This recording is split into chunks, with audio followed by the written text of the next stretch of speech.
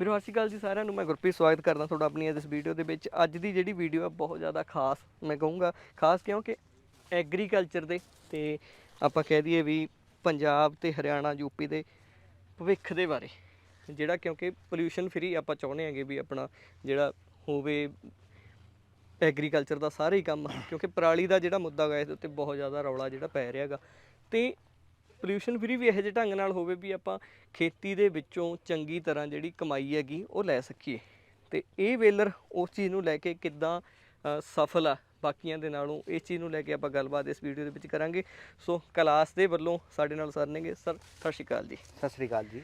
ਕੀ ਹਾਲ ਹੈ ਜੀ? सर बहुत बढ़िया। सबसे पहले तो आपका स्वागत है हमारी मशीन के ऊपर जी। और आपके चैनल के माध्यम से मैं सभी किसान भाइयों को अपने सत श्रीकाल मेरी तरफ जी। से और क्लास कंपनी की तरफ से। जी सर, अगर हम बात करें इस बेलर की, जी। बेलर तो मतलब स्क्वायर बेलर भी आ रहे हैं आज के डेट में, काफ़ी ज़्यादा राउंड बेलर भी चल जी रहे हैं। जी जितना मुझे मालूम पड़ा है कि स्क्वायर बेलर है, जो स्क्वायर बेल है, हाँ इसकी काफ़ी ज़्यादा डिमांड है जी। राउंड के जी। मुकाबले में। जी तो स्क्वायर बेलर में इस बेलर की क्या खासियत है? जी। तो मैं आपको बताता हूँ सर। क्लास जो कंपनी है, हम लोगों का मैन्युफैक्चरिंग प्लांट भारत में भी है, चंडीगढ़ के पास में जगह है मोरिंडा। जी। लेकिन वहाँ पर हम लोग अभी कंबाइन मैन्युफैक्चर करते हैं। जी। ये जो मशीन आप हमारे पीछे देख रहे हैं, ये मेड इन फ्रांस मशीन है। ओके। ये हम लोगों ने इम्पोर्ट की है। जी। पहले हमारे छोटे बेलर्स चलते थे, पिछली बारी हम लोगों ने राउंड बेलर इंट्रोड्यूस किए थे। जी। और जैसा आपने बताया कि ये स्क्वायर बेल की महत्वता को जानते हुए, समझते हुए और काम जल्दी से ज़्यादा करने के लिए हम लोगों ने इस बार ये बेलर इंट्रोड्यूस किया है जी। भारत में अब तक। तो ये इस बेलर का अभी तक का पहला सीज़न है, हम लोगों ने धान में ही चलाया है। और मतलब कहने के लिए कि ये इंडिया का पहला बेलर है ये इंडिया का पहला बेलर है। और इसमें जो विशेषता मैं आपको बताऊं सर, ये बड़े बेलर्स में जो बड़े स्क्वायर बेलर्स हैं उनमें छोटा बेलर है। ठीक है। जो बड़े स्क्वायर बेलर्स हैं, क्योंकि बड़े स्क्वायर बेलर से मेरा मतलब है कि जो बड़े बेलर्स हैं उनको आपको 150-200 एचपी के ट्रैक्टर चलाने के लिए चाहिए। जी। लेकिन हमारे पास इंडिया में एट प्रेजेंट 150-200 एचपी के ट्रैक्टर अवेलेबल नहीं है। नहीं है। हमारे पास मैक्सिमम जो अवेलेबिलिटी है वो 110-120 एचपी के ट्रैक्टर्स की है। जी बिल्कुल जी। तो इस चीज़ को ध्यान में रखते हुए कि हमें बेलर बड़ा भी चाहिए, बट हमें ऐसा भी बेलर चाहिए जिसको हमारे लोकल ट्रैक्टर चला जो सके, अवेलेबल ट्रैक्टर जो है वो चला अवेलेबल सके। ट्रैक्टर चला सके। जी। तो उस चीज़ को ध्यान में रखते हुए सर हम लोगों ने ये बेलर इंट्रोड्यूस किया। और जैसा कि मैं आपको बेल लेंथ इसकी और बेल की डायमेंशंस के बारे में थोड़ा बताता हूँ। जी। ये जो बेल आप अभी यहाँ देख रहे हैं, ये तकरीबन 2 मीटर की बेल है, या थोड़ा सा 2 मीटर से थोड़ी छोटी बेल है। इसका अगर वेट हम देखें तो ये तकरीबन 2 क्विंटल की बेल है। ओके। तकरीबन 200 केजीज की ये बेल है। 4 इसमें ये नॉट लगी है। और ओके। जो सबसे ज़्यादा बेलर में इंपॉर्टेंट चीज़ होती है वो होती है बेल की चौड़ाई चौड़ाई। और बेल की ऊंचाई। जी। तो इसकी चौड़ाई जो है ये 0.8 मीटर या मीटर है। 80 सेंटीमीटर है। जी। और इसकी जो ऊंचाई है जी। ये 50 सेंटीमीटर है। जी। तो इससे बेलर की ताकत का पता चलता है कि बेलर कितना बड़ा है और उसको चलाने के मतलब लिए उसने कितनी डेंसिटी में इस बेल को करेक्ट बाइंड किया है। करेक्ट। और इसकी जहाँ तक की लंबाई की बात है, ये हम 50 सेंटीमीटर से लेकर के 30 सेंटीमीटर तक हम लोग इसको एडजस्ट कर सकते हैं। ਜੇ ਆਪਾਂ ਸਿੱਧੀ ਜੀ ਭਾਸ਼ਾ ਦੇ ਵਿੱਚ ਗੱਲ ਕਰੀਏ ਵੀਰੋ ਕਿ ਘੱਟ ਸਾਈਜ਼ ਦੇ ਵਿੱਚ ਜ਼ਿਆਦਾ ਠੋਸ, ਜ਼ਿਆਦਾ ਵਜਨ ਵਾਲੀ ਬੇਲ ਆਪਾਂ ਨੂੰ ਚਾਹੀਦੀ ਹੈ। ਹੁਣ ਆਪਾਂ ਇਹਦੀ ਅਪਰੋਕਸੀਮੇਟਲੀ ਐਵਰੇਜ ਕੱਢੀਏ ਤਾਂ 220 ਕਿਲੋ ਤੋਂ ਲੈ ਕੇ 2.5 ਕੁਇੰਟਲ ਤੱਕ, ਯਾਨੀ 250 ਕਿਲੋ ਤੱਕ ਦੀ ਇਹਦੀ ਐਵਰੇਜ ਰਹਿੰਦੀ ਹੈਗੀ। ਡਿਪੈਂਡ ਕਰਦਾਗਾ ਝੋਨੇ ਦੀ वैरायटी पे। करेक्ट। और उस समय मॉइस्चर क्या है, क्या शाम के है? समय बेल है या सुबह चलाई है, दोपहर में चली है। जैसे जी। अभी हम मॉइस्चर अंदर स्क्रीन में देखेंगे, अभी 15-16% के करीब मॉइस्चर होगा। ओके। लेकिन शाम को बढ़ के 25-26 तक भी चला जाता है। जी। तो उससे भी वेट इंक्रीज होता है। जी जी जी। जी।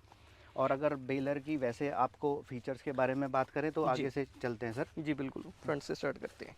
जी। तो ये इसका हिचिंग है। यहाँ से आप देखिए कि इसके हाइड्रोलिक कनेक्शंस जो हैं जी। ये ऑलरेडी ट्रैक्टर की ऑक्सिलरी वॉल्व से जुड़े हैं। जी। 2 डबल एक्टिंग ऑक्सिलरी वॉल्व चाहिए, 1 सिंगल एक्टिंग ऑक्सिलरी वॉल्व चाहिए जी। पिकअप को ऊपर नीचे करने के लिए। और जी। बेल कई बार ये अगर बेल इजेक्टर में रह जाती है किसी कारणवश, या लास्ट की ये जो इसका आप पिकअप या देसी भाषा में कहें इसका मुंह देख रहे हैं, ये तकरीबन 2 मीटर का है। और अफेक्टिव जो इसकी चौड़ाई है वो 1.85 मीटर की है। 1.85। जी। जी। फिर इसके ऊपर ये यहाँ आपको ये जो ब्लेड्स या ब्लेड्स नीचे चाकू जैसे दिखाई दे रहे हैं, जी। ये फीड रैक जिनको बोलते हैं, ये एक बारी में माल लेते हैं, यानी कि फिल करते हैं। और दोबारा जब फिल करते हैं तो इनटेक भी कराते हैं, यानी कि 2 स्ट्रोक का माल बेल चैम्बर के अंदर एक बारी में जाता है, एक बार में। ओके। ताकि मैक्सिमम बेल को कंप्रेस होने के लिए माल मिल सके। जी।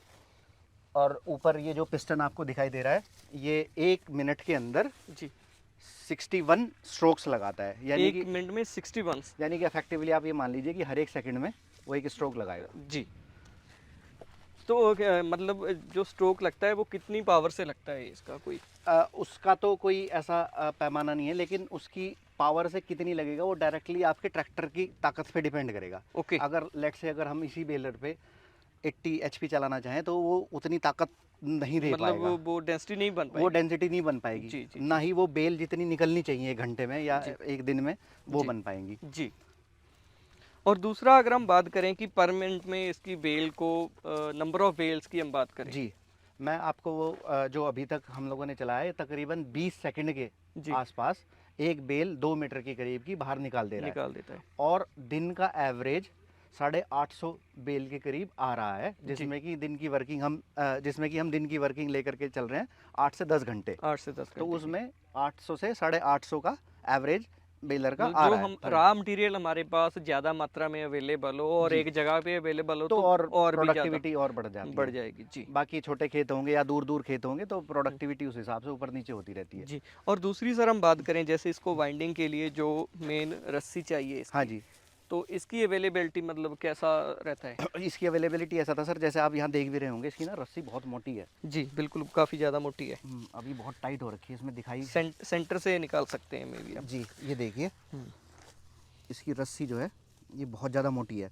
तो शुरू में इंडियन मैन्युफैक्चरर्स इस क्वालिटी की और इस स्ट्रेंथ की रस्सी नहीं बना पा रहे थे, ओके बट अभी कोई दिक्कत नहीं है, अभी अवेलेबल है। अभी अवेलेबल है, हम्म, और अच्छी खासी अवेलेबल है। इवन जो बाहर से हम मंगाते हैं उससे सस्ती भी अवेलेबल है। ओके जी, मतलब अभी ये इंडिया में चलाने के योग हो गया है। चलाने के धीरे धीरे डेवलप हो रही है, सारा इंफ्रास्ट्रक्चर सारा इकोसिस्टम इस तरीके से डेवलप हो रहा है। जैसे आप पहले देखते थे कि बेल को उठाने के लिए जो छोटे बेलर थे सारा काम मैनुअल होता था, लेकिन अब ये 2 क्विंटल 3 क्विंटल की बेल नहीं उठा सकते। तो जैसे छोटा एक स्क्वायर व्हीलर होता है उससे अगर हम इसको कंपेयर करें तो ये टाइम की बहुत ज़्यादा बचत हो रही है। बहुत ज़्यादा, आप मोटा मोटा ये समझ लीजिए सर, ये इससे 9-10 गुना बड़ी बेल है। उसकी वो 20 केजी 20 के आसपास होती हाँ, है वो। और ये तकरीबन 200 केजी के 200 आसपास केजी की। के आसपास है जी। जी और तो सर दूसरी हम बात करें इसके बारे में, मतलब कंपनी का क्या रिकमेंडेशन है इसको चलाने के लिए, मतलब कितने एचपी का ट्रैक्टर जी, चाहिए? जैसे मैंने आपको बताया था सर शुरू में कि एक सबसे बड़ा लिमिटेशन फैक्टर हमारे पास इंडिया में ट्रैक्टर है, क्योंकि अगर ट्रैक्टर ही प्राइम मूवर ही मशीन को नहीं मिलेगा सही, तो मशीन की एफिशिएंसी प्रोडक्टिविटी सब डाउन हो जाएगी। तो आइडियली इसको चलाने के लिए रिकमेंडेड ट्रैक्टर 120 एचपी है। ओके 120 एचपी जो ट्रैक्टर होगा वो लगभग 100 एचपी पीटीओ पर देगा, मोटा मोटा। मोटा मोटा तो उस 100 पीटीओ वो चाहिए एचपी, और 1000 आरपीएम चाहिए पीटीओ के। जी और जो इतने बड़े ट्रैक्टर में ये हाइड्रोलिक कनेक्शन तो ऑलरेडी ऑलरेडी अवेलेबल है। होते ही होते जी हैं। जी अभी ये 110 एचपी पे चल रहा है फिर भी सफिशिएंटली ये वर्क कर रहा है। हाँ जी, मैं ट्रैक्टर के बारे में भी आपको बताता हूँ। अभी ये 110 एचपी पे चल रहा है, जी और जैसे मैंने आपको बताया था कि एक दिन में तकरीबन 40 से 50 एकड़ का एवरेज आ रहा है आ इसका। रहा है जी। तो उसमें अगर हम तेल की खपत की बात करें, जो कि बहुत ही मिनिमम आ रहा है 8 से 9 litre per hour, per hour okay 8 से 9 लीटर पर आवर। और अगर खेत हमारे पास बड़ा है और मशीन चल रही है तो 1 घंटे में मशीन 4 से 5 एकड़ कवर भी कर रही है 1 घंटे के बहुत अंदर। ज़्यादा इफिशिएंटली ये काम कर बहुत रहा ज़्यादा एफिशिएंटली काम कर रहा है। बाकी वो जैसे मैं बताया आपको कि खेत के साइज़ के हिसाब से और उनसे भी डिपेंड है, करता डिपेंड है। भी करता है। जी जी और कोई दूसरी बात हम बात करें इसके बारे में कि जे अगर किसी फार्मर का इसको देख के मन बनता है खरीदने का, जी, तो उसका क्या सिस्टम रहेगा नेक्स्ट सीजन में या इस सीजन में या कब?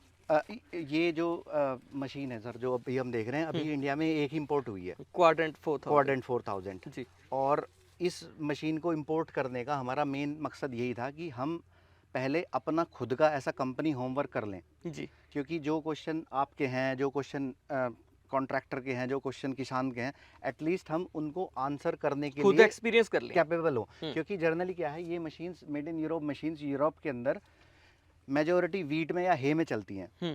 पैडी उनके पास होता भी नहीं है, और पैडी जो है ये हार्ड फसल समझी जाती है, हार्वेस्टिंग के लिए भी, बेलिंग के लिए भी। जी तो इसका क्या यहाँ पर रिजल्ट रहना है, कितना ये काम करेगा, कितना डीजल खाएगा, वो सारा काम करने के लिए हम अभी इस पे ट्रायल्स कर रहे हैं। और अभी मैं आपको अंदर स्क्रीन पे दिखाऊंगा, तकरीबन 4500 बेल हम ऑलरेडी इसमें बना चुके हैं पिछले 7-8 दिन के अंदर। जी जी जी तो आइए देखते हैं स्क्रीन में भी क्या क्या डाटा अवेलेबल है। जी, एक चीज़ मैं बताना भूल गया आपको, इसमें सेंट्रलाइज्ड लुब्रिकेशन सिस्टम है। अच्छा, आपको बस केवल ग्रीस फिल करना है उसके अंदर, बकेट के अंदर। ठीक है। बाकी मशीन अपने टाइमिंग के हिसाब मतलब से ऑटोमेटिक, मेंटेनेंस इसकी बहुत ज़्यादा इजी है। अनटिल एंड अनलेस मशीन कोई चोक नहीं होती तो अच्छा। ऑपरेटर को नीचे उतरने की कोई ज़रूरत नहीं है।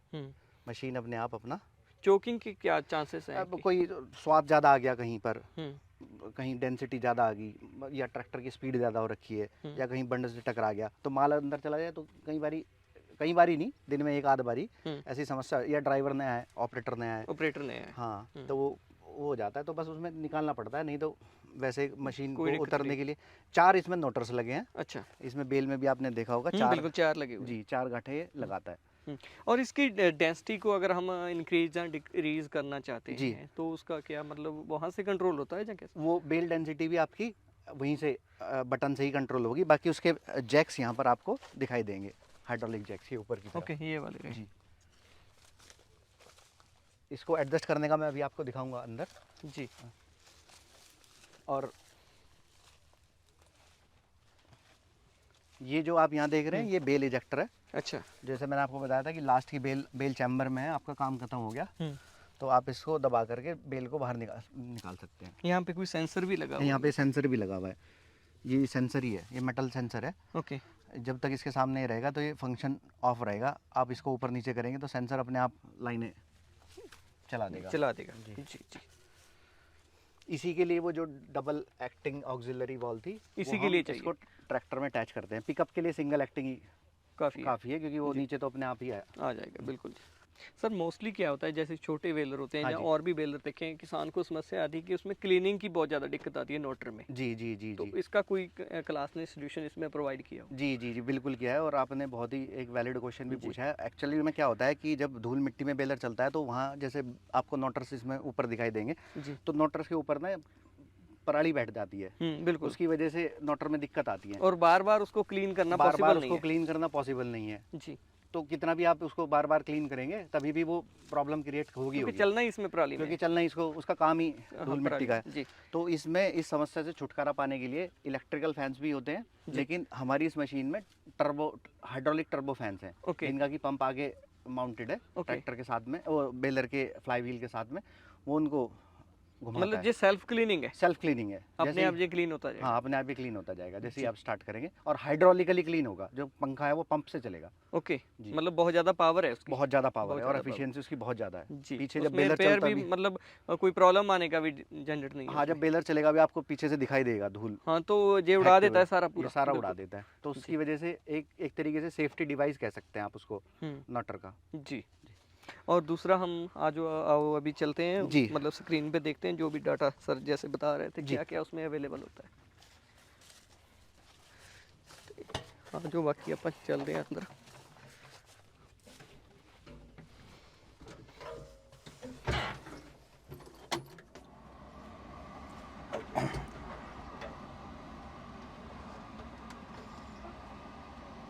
स्विच ऑन के लिए ये जी।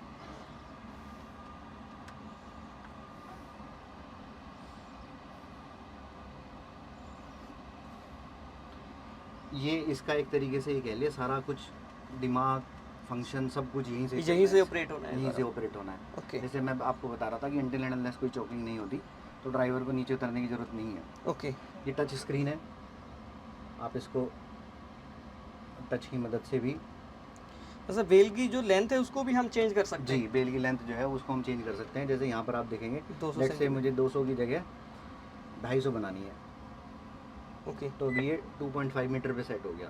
ओके अभी ये बेल थोड़ी बड़ी हो जाएगी। अभी ये बेल थोड़ी बड़ी हो जाएगी। Okay. ये प्रेशर है। अगर आप कहेंगे कि मुझे 50 बार नहीं, मुझे और भी ज़्यादा 60 बार पे चलाना है, इसको ठोस करना है और उसको और ठोस करना है कि मेरा ट्रैक्टर कैपेबल है अभी लोड लेने के लिए, और मॉइस्चर भी कोई ज़्यादा नहीं है। अगर आपको ऐसा लग रहा है कि लुब्रिकेशन हो रही है लेकिन मुझे और तेल देना है, तो आप इसको यहाँ से दे सकते हैं। मैनुअल लुब्रिकेशन भी आप मैनुअली एक साइकिल ऑटोमेटिकली खुद से चल जाएगी। ओके।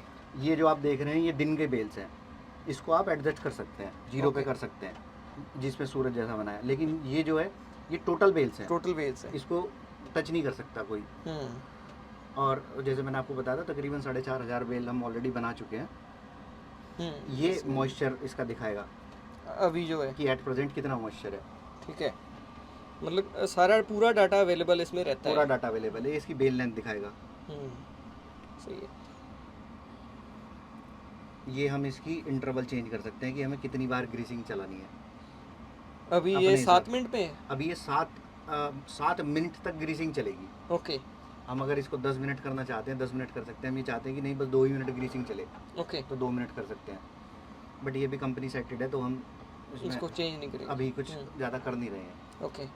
ये इसमें ये बताएगा कि 50 आवर्स सर्विस हो चुकी है, 100 आवर्स सर्विस हो चुकी है, नहीं हो चुकी है, अभी तक चला कितना है, एवरेज बेल लेंथ कितनी आ रही है। जैसे मैंने आपको बताया था कि हम जर्नली 2 मीटर के आसपास चला रहे हैं, तो 204 के आसपास ये कुछ दे रहा है। दे रहा है बिल्कुल।